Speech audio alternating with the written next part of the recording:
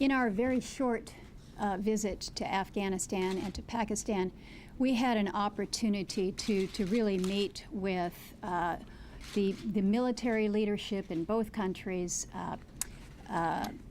General Kayani, who's the head of the Pakistani military, as well as the Prime Minister of Pakistan, and of course our meeting with President Karzai. So it was an interesting juxtaposition as we look to the military component, what is happening on the governance side in both Pakistan and in Afghanistan. And when it comes to the governance issue in Afghanistan, in our meeting with President Karzai, he stressed very much the significance of the upcoming parliamentary elections and the need to ensure that under the Afghan constitution that process moves forward to clearly define or establish the legitimacy of the Afghan government and their processes as they move ahead. We also had an opportunity to visit the police training center there in Kabul. Very important to understand the progress that is being made as the Afghan army is being trained up. They truly are operating at a deficit in terms of the numbers and bringing more recruits in. But what they have seen in the past several months has been remarkable in terms of the number of recruits that have come in.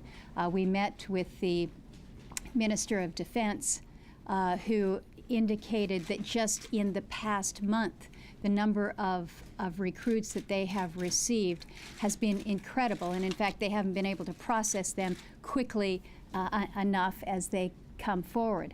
But I think we also need to understand that these recruits, as eager and energetic as they may be, have some issues. Obviously, the biggest of which is the literacy rate.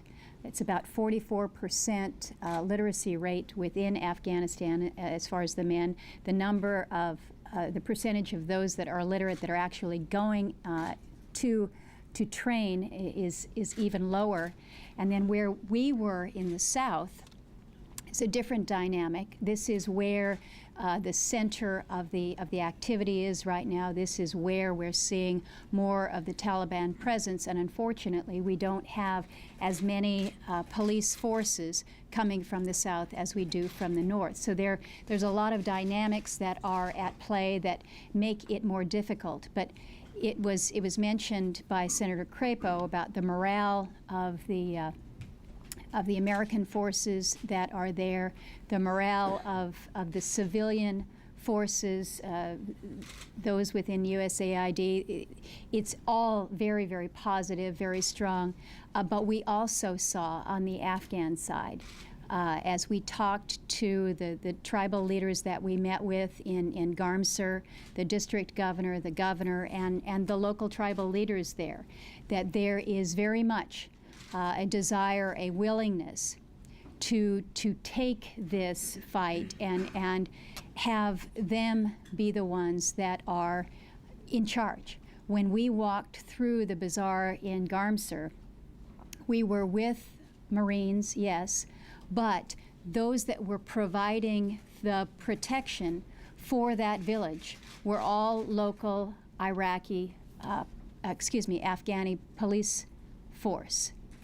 That was who was providing for the level of protection and security in a community that just 2 months before you were not able to walk freely through the streets. So the combination of the American, the NATO forces in conjunction with a growing Afghan army presence is truly making a difference. Slowly, but it's making a difference. To speak to one aspect of it, when we think about agriculture and how we're going to enhance economic opportunities, we think about, well, let's grow some stuff. Let's get out of the poppy and move to pomegranates or grapes or what have you.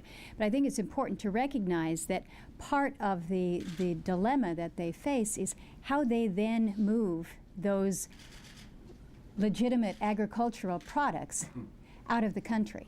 And when you don't have freedom of movement, as they currently do not, because of the corruptions, because of the illegal checkpoints, we can encourage them all we want to plant the right things, but if you can't move it to market, it's a real problem. So this is, again, where our security forces are in there on the ground making the difference.